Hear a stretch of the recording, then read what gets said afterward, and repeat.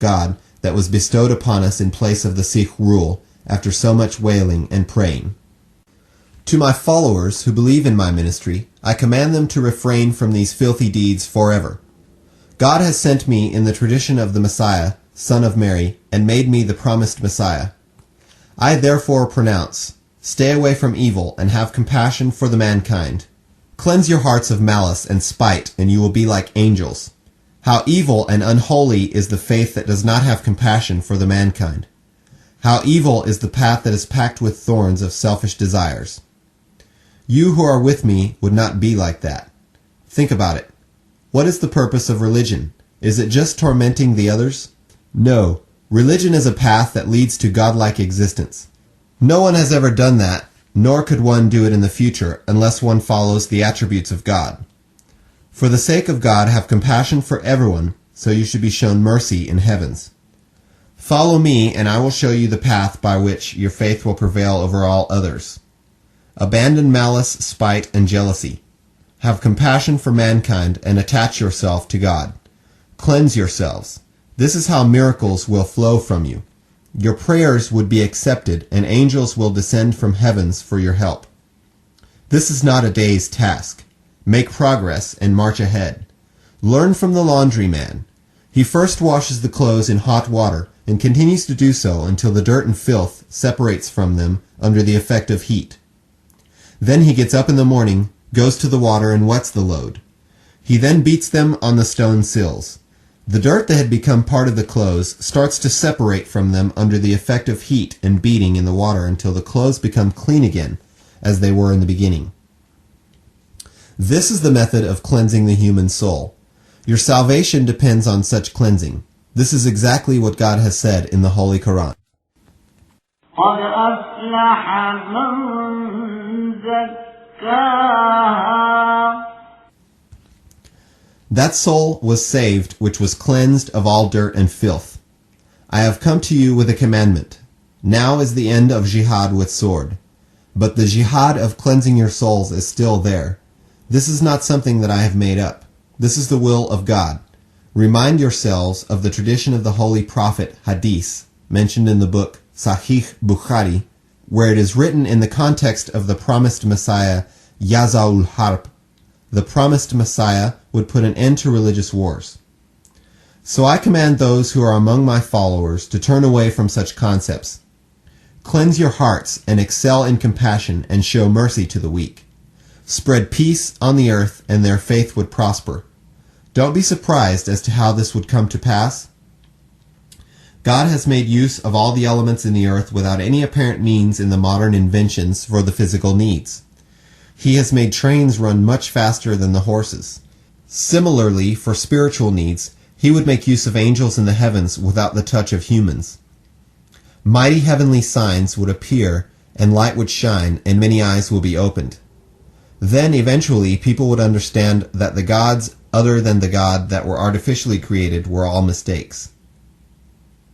So keep watch with patience. God is more jealous of his oneness than you are. Indulge in prayers lest you should be counted among the defiant. Hear ye who seek the truth. These are the promised days. God will not drag it too long.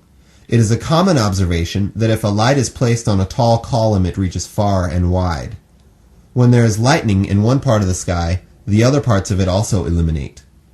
This would happen now, as God has provided means for the fulfillment of his prophecy that the message of the Messiah would spread in the earth like lightning. It would spread to all corners of the earth like a light on a tall column. Railways, postal services, digital communications, and easy means of traveling and tourism have been well established. This has all been done to fulfill the prophecy that the message of the Messiah would enlighten every corner in a flash. And the column of the Messiah that is mentioned in the traditions, its true nature is that invitation of the Messiah and his message would spread on this earth very quickly as light from a column or cry reaches far. Therefore, railways, postal services, digital communications, ease of traveling, and ease of preaching are a prime sign of the days of the Messiah mentioned by many prophets. The Holy Quran also says, وَإِذَا الْعِشَارُ عُطِّلَتْ, meaning that in the age of open invitation, which is the time of the Messiah, the camels will be rendered useless. In the footnote it reads, I have written repeatedly that the promised Messiah is not an Israelite prophet. He has come only in that spirit. Our holy prophet in the Torah has been called the reflection of Moses. It was therefore necessary to have a Messiah at the end in the followers of Muhammad, just like in the followers of Moses. Is it not a fact that in this age the earth has opened up, thousands of new properties and principles have been revealed? Why should the heavens remain shut? It was foretold by the past prophets that even children and women will receive revelation, and this would be the time of the promised Messiah. End footnote. Some new mode of traveling will be found and camels would not be needed. In Hadith, traditions of the Holy Prophet, peace and blessings of Allah be upon him, it is said, camels will be rendered useless in that age. This is not mentioned in the context of any other messenger. Therefore give thanks.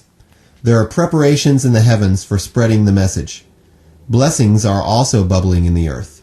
You are witnessing an ease in traveling and movement that has never been witnessed before. It is as if it is a new world. Fruits are available even out of season. Travels that took months can be completed in days. News from thousands of miles can be transmitted in a moment. There are gadgets and machines to help in every task. If you wish, you can travel in train as you are in the room of your home. Is this not a revolution on this earth? There is an astounding upheaval on earth. God wills an astounding upheaval in the heavens too. These are both signs of the days of the Messiah. In one of my revelations mentioned in the book, Barahine Ahmadiyya, some 20 years ago, this has been alluded to. It is,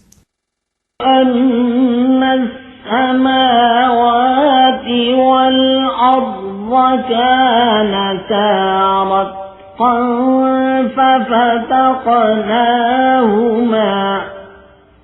meaning heavens and the earth are tied up like a bundle and their elements were hidden. In the days of the Messiah, we have untied both these bundles and revealed their secrets. Finally, it should be noted that I have mentioned in detail in this writing that the prevalent tradition among the Muslims of attacking the people of other religions, which they call jihad, is not the jihad of Islamic jurisprudence.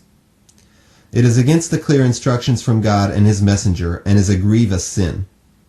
Since this habit is well established in some Muslim tribes, it may not be easy for them to abandon it. It is quite possible that they may go after the blood of the person who counsels them. In their gallantry and emotion, they may try to kill him. I can think of one way in my mind.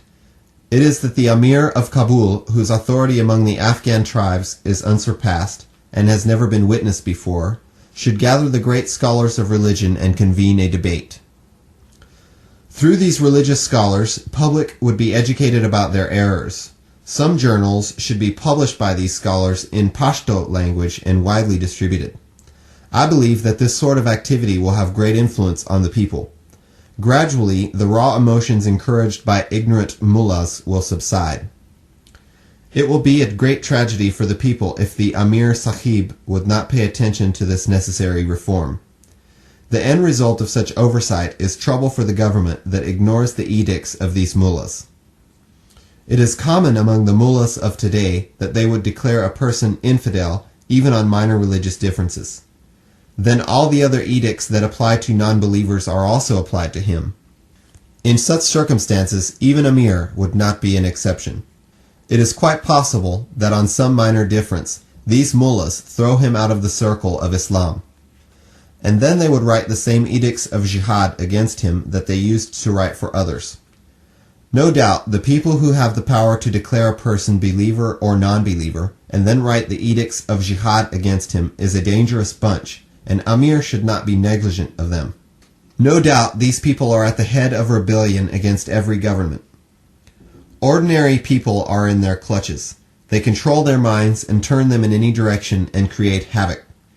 Therefore, it is not undesirable to free the people from their influence and educate them about the real nature of the concept of jihad. Islam does not teach Muslims to be like thieves and robbers and satisfy their selfish desires under the guise of jihad. Since the religion of Islam, jihad cannot occur without the permission of the